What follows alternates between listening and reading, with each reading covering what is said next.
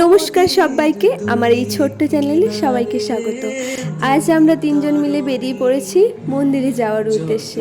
আসলে অনেক দিন থেকেই প্ল্যান হচ্ছিল নৈহাটিতে বড়মার কাছে যাওয়ার, কিন্তু সবাই মিলে যেতে পারিনি। ওদের একটু অসুবিধা থাকার জন্য ওরা যেতে পারলো না। আর আমরা তিনজন এই রোদের মধ্যে বেরিয়ে পড়েছি মায়ের কাছে যাওয়ার জন্য। শেষ পর্যন্ত ভিডিওটি দেখতে থাকো এবং পাশে থেকো। বাধা কাছে যেতে তাই পারিনি। তো দেখতে দেখতে আমরা টোটোতে করে চাপাডালিতে চলে এলাম। ওখান থেকে বাস ধরে চললাম নৈহাটির উদ্দেশ্যে। আর এত সুন্দর হাওয়া দিচ্ছিল, আর আমি হাওয়ার মধ্যে গান করতে করতে যাচ্ছি। আর ওয়েদারটা জাস্ট দেখো, ওয়াও। তো যাই হোক, এই রোদের মধ্যেই আমরা চলে এলাম ফাইনালি নৈহাটিতে। তো নৈহাটিতে গিয়ে আমরা প্রথমে মায়ের জন্য ফুল, বেলপাতা, ধূপ, সিঁদুর, আলতা সমস্ত কিছু কিনে নিলাম এবং কিছু মিষ্টান্ন কিনে নিলাম মায়ের মন্দিরে যাওয়ার জন্য। যেহেতু প্রথমবার যাচ্ছি, তাই ওখানে না কিছু জানার ফলে আমাদের 1 ঘন্টা লাইনে দাঁড়িয়ে থাকতে হয়েছিল। তো দেখো, আমরা গিয়ে দেখি এত লম্বা লাইন। তো 1 ঘন্টা ধরে ওই রোদের মধ্যে আমরা লাইনে দাঁড়িয়ে আছি। আর রাস্তার ধারে কত দোকান, কেউ মিষ্টান্ন বিক্রি করছে, কেউ বা মায়ের পট, কেউ বা মায়ের ডালা বিক্রি করছে। তো যাই হোক, চলো সামনের দিকে যাওয়া যাক।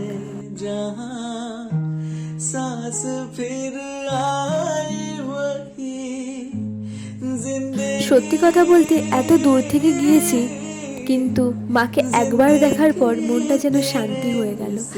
এত সুন্দর মাকে লাগছিল, যা বলার নেই। তোমরা হয়তো যারা যারা নৈহাটি এসেছো এবং মায়ের দর্শন করেছো, তারা সবাই জানো। আর যারা আসোনি এখনো, তো বলবো একবার মায়ের কাছ থেকে ঘুরে যেও।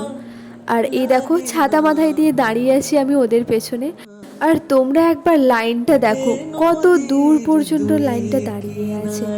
আর এই দিকে একটা দোকানে ছোট্ট ছোট্ট কৃষ্ণ ঠাকুরের পটগুলোকে দেখতে জাস্ট অসাধারণ লাগছিল।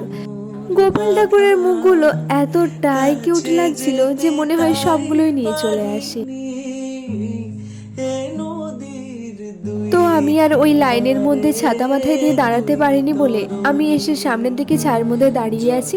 আর ওরা দুজন ছাতা মাথায় দিয়ে এই রোদের মধ্যেই দাঁড়িয়েছিল। যাই হোক, 1 ঘন্টার পর আমরা একদম মন্দিরের সামনে এসে দাঁড়িয়ে পড়েছি।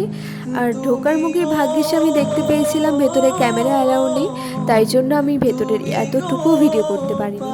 তো ভেতরে গিয়ে একটুক্ষণের মধ্যে মায়ের দর্শন করলাম, মাকে পুজো দিলাম। তো সমস্ত কিছু করার পর আমরা আবার বেরিয়ে পড়লাম বাড়ি যাওয়ার উদ্দেশ্যে। যাওয়ার পথে একটা দোকান থেকে মায়ের ছবি নেব না তা কি কখনো হয়, তো মায়ের দুটো পট কিনে নিলাম এবং রওনা হলাম রুমে যাওয়ার জন্য। তো কিছুক্ষণ ওয়েট করার পর শেষ পর্যন্ত আমরা বারাসাত নৈহাটি বাসটা পেয়ে গেলাম এবং বাসের মধ্যে উঠে পড়েছি।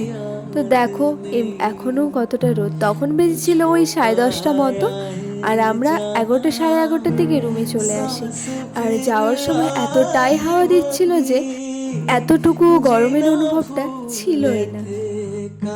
তারপর সঙ্গীতা ওর দিদির কাছে যাওয়ার জন্য নেমে পড়লো এক জায়গায়, আর দিশার কিছু কেনাকাটার ছিল, সেই জন্য সেও নেমে পড়লো এক জায়গায়।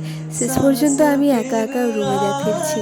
তারপর কোথাও বেরোলে আইসক্রিমটা না খেলে আমার দিনটা সম্পূর্ণ হয় না, তাই একটা আইসক্রিম কিনে খেয়ে নিলাম। আর এইখানে এসে দেখো একা একাই ভিডিও করছি, কারণ ওরা দুজন নেই। আর আমরা তিনজন একটা ছবিও পর্যন্ত তুলতে পারলাম না, কারণ ওই যে তিনজন ভিন্ন জায়গায় নেমেছি। তো তোমাদের আজকে ভিডিওটি কেমন লাগলো সবাই কমেন্ট করে জানিও, এবং ভিডিওটি ভালো লাগলে লাইক করে দিও, এবং চ্যানেলে নতুন হলে চ্যানেলটি সাবস্ক্রাইব করে দিও। দেখা হবে একটা নতুন ভিডিওর সাথে। তো টাটা সবাইকে।